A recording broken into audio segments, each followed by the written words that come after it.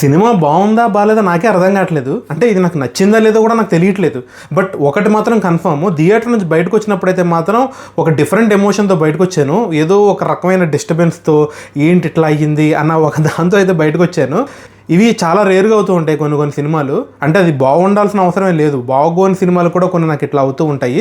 But ఏదో ఒక కొత్త ప్రపంచం చూసాము, ఒక డిఫరెంట్ సినిమా చూసాము అని ఆ ఫీలింగ్ అయితే నాకు ఉంది. సో మన ఛానల్ ఫస్ట్ టైం చూస్తున్నట్లయితే మీరు లైక్ చేయండి, షేర్ చేయండి, సబ్స్క్రైబ్ చేసుకోండి సినిమా పంచాంగంని.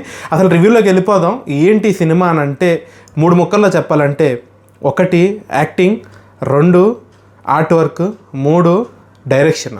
సో ఈ 3 కలిపితే కాంతా. సో ఆర్ట్ వర్క్ ఏంటి అంటే మొత్తం సినిమా అంతా కూడా 90s 50sలో జరుగుతూ ఉంటుంది. సో దానికి తగ్గట్టే ఆ కాస్ట్యూమ్స్ కానీ, వాళ్ళ యాక్టింగ్ కానీ, తర్వాత ఆ సెట్స్ కానీ ప్రతిదీ కూడా ఒక 1950s ఫీల్ తెప్పించేలాగైతే ఉంది. సో దానికి తగ్గట్టే కలర్ టోన్ కూడా పెట్టారు.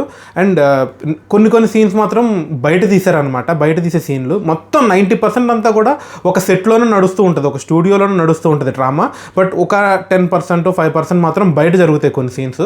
అవి మాత్రం కంప్లీట్గా ఏ వాడినట్టు తెలిసిపోతుంది క్లియర్గా. గ్రాఫిక్స్ కాదు, అది సెట్ కాదు, కంప్లీట్గా ఏ వాడినట్టు తెలిసిపోతుంది. బట్ ఓకే, ఉన్నంత మట్టికి ఆ 90% ఏదైతే ఉంటుందో అక్కడ ఆ 1950 ఫీల్ అయితే తెప్పించారు. ఆ యాక్టర్స్ కానీ, వాళ్ళ మీసాలు, కాస్ట్యూమ్స్ అంతా కూడా బాగా చేశారు. అండ్ యాక్టర్స్ వచ్చేసి ఎలా ఉన్నదంటే, దుల్కర్ సల్మాన్ గారు ఇంతకన్నా బాగా చేయరేమో అనుకున్న ప్రతిసారి హీస్ ప్రూవింగ్ మీ రాంగ్ అన్నట్టే చేస్తున్నాడు.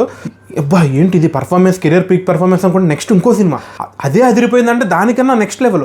మరి అమ్మ ఇంతకన్నా ఎవడో చేయలేడరా అంటే ఇందుట్లో విశ్వరూపమే, నట విశ్వరూపం కనపడింది నాకు. లిటరల్లీ చెప్తున్నా, అచ్చా ఏమన్నా యాక్టింగ్. కొన్ని సీన్స్ అయితే లిటరల్లీ ఇంకా అసలు ఇంతకన్నా బెస్ట్ యాక్టర్ లేడా అన్న ఫీలింగ్ అయితే నాకు వచ్చింది.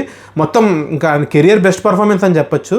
And next surprisingly Bhagyashri Borse, రవితేజది ఏదో మూవీ ఉంటుంది, అబ్బాచా ఉంటుంది.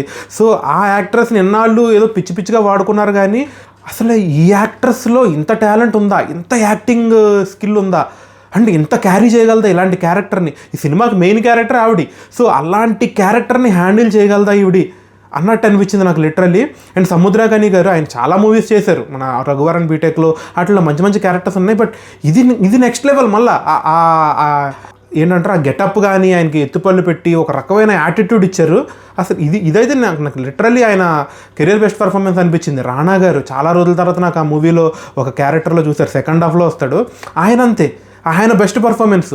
అసలు ఎలా అంటే ఎవడికాడు నా పర్ఫార్మెన్స్ చూడాలనుకుంటున్నావా చూసుకో, ఇది నా బెస్ట్ అన్నట్టు ఇచ్చుకుంటూ వెళ్ళిపోయారు. ఆ డైరెక్టర్ అలా పిండాడో, ఆ స్టోరీ అట్లా ఇన్వాల్వ్ అయిపోయారో, లేకపోతే యాక్టర్స్ అలా రెచ్చిపోయి చేశారో తెలియదు, కానీ యాక్టింగ్ మాత్రం లిటరల్లీ చెప్తున్నా, అంటే ఒక డ్రామా ఉంటుంది, మూవీ అంతా కూడా ఒక డ్రామాలో ఉంటుంది కాబట్టి ఆ యాక్టింగ్ అదే లెవెల్లో చేసుకుంటూ వెళ్ళిపోయారు.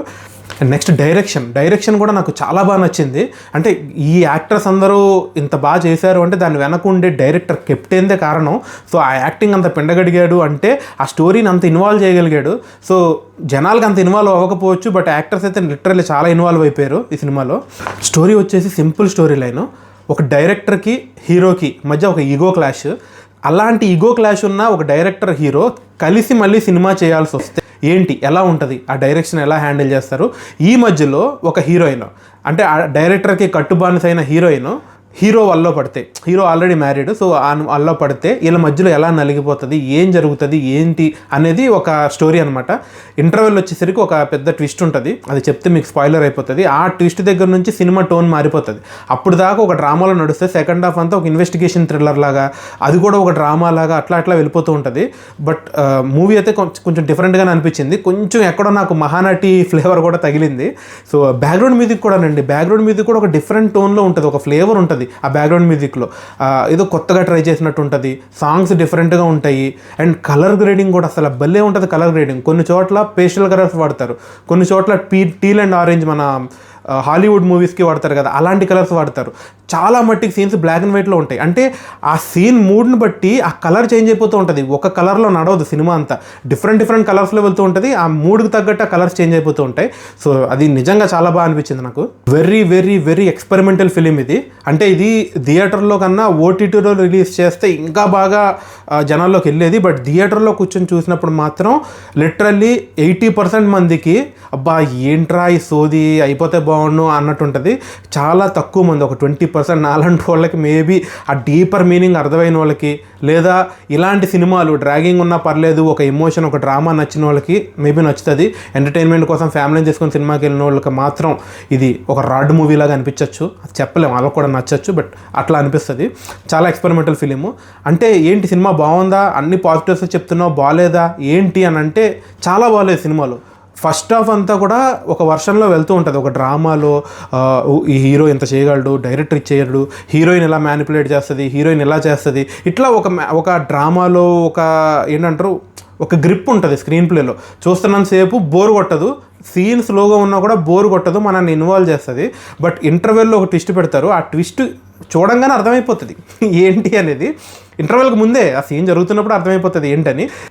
ఇంటర్వెల్ తర్వాత ఎవరు చేశారు, ఏం చేశారు, ఎందుకు ఎలా జరిగిందని చెప్పి ఒక ఇన్వెస్టిగేషన్లో రానా గారిని తీసుకొస్తారు. ఆయన క్యారెక్టర్ చాలా డిఫరెంట్గా ఉంటుంది, యాక్టింగ్ డిఫరెంట్గా ఉంటుంది, కానీ బాగా చిరాకు వస్తూ ఉంటుంది. ఆ క్యారెక్టర్ చూసినంతసేపు ఏదో రిపీటెడ్గా చేస్తున్నట్టు, కావాలని చేస్తున్నట్టు ఉంటుంది కొన్ని. బట్ ఆ టోన్ మారిపోతుంది, కొంచెం డ్రాగింగ్ అనిపిస్తూ ఉంటుంది. ఫస్ట్ హాఫ్లో ఉన్నంత పట్టు సెకండ్ హాఫ్లో నాకు అనిపించలేదు. క్లైమాక్స్కి వచ్చేసరికి మాత్రం ఒక డిఫరెంట్ ఎమోషన్ చూపించడానికి ట్రై చేశారు. అది కూడా కొంచెం కన్వీనియంట్గానే ఉంటుంది. అంటే చూసినప్పుడు ఓకే క్లైమాక్స్లో ఈ ఎమోషన్ కావాలి, సో అందుకని ఇలా పెడదాం, ఇలా చేద్దాం, ఇలా చేస్తే జనాలు కనెక్ట్ అయిపోతారు, ఎమోషనల్గా ఫీల్ అయిపోయి బయటికి వెళ్తారు అన్నట్టు కావాలని చేసినట్టు అనిపించింది. చాలా కన్వీనియంట్గా చేసినట్టు అనిపించింది. అండ్ చాలా మట్టికి ఏంటి మొత్తం ఆల్మోస్ట్ సినిమా అంతా కూడా ఒక 3 క్యారెక్టర్స్ మధ్యలో నడుస్తుంది. సెకండ్ హాఫ్లో రానా గారు వస్తారు, ఆయన క్యారెక్టర్ బాగుంటుంది. బట్ ఆ 3 క్యారెక్టర్స్ మధ్యలోనే నడుస్తూ ఉంటుంది సినిమా అంతా. కొంచెం బోర్ కొడుతుంది, డ్రాగింగ్ అనిపిస్తూ ఉంటుంది. కొన్ని మూవీస్ థియేటర్ నుంచి బయటకు వచ్చిన తర్వాత కూడా మనల్ని వెంటాడుతూ ఉంటాయి అనమాట, వెనక ఈ సినిమా ఎందుకు ఇలా అయ్యింది, ఎందుకు ఇలా జరిగిందని. అలాంటి మూవీస్ కేటగిరీలో ఇది ఒక డిఫరెంట్ మూవీ, ఒక డిఫరెంట్ సినిమా చూసి బయటకు వచ్చామన్న ఫీలింగ్ అయితే ఉంటుంది.